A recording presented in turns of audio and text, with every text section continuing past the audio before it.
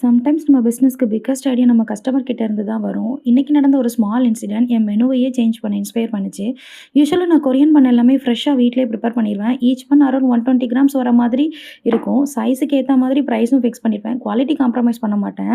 But இன்னைக்கு ஒரு customer சொன்னாங்க, அவங்க என்கிட்ட கொரியன் பண்ணோட கிராம்ஸ் எல்லாமே மெஷர்மென்ட் எல்லாமே விசாரிச்சுட்டு, என் வீட்ல வெறும் 4 பேர் தான், 2 குட்டீஸ். ஸோ அவங்களுக்கு ஏத்த மாதிரி மினி சைஸ்ல பண்ணி தர முடியுமான்னு கேட்டிருந்தாங்க. ஹானஸ்ட்டா இது எனக்கு ரொம்ப நல்ல ஐடியா மாரி இருந்துச்சு.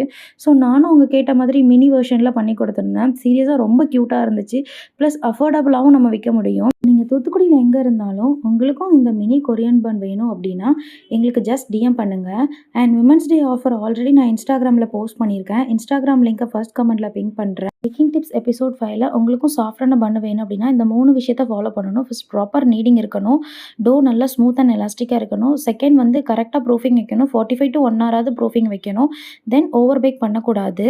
See you in next video with more baking stories and sweet updates. Thank you.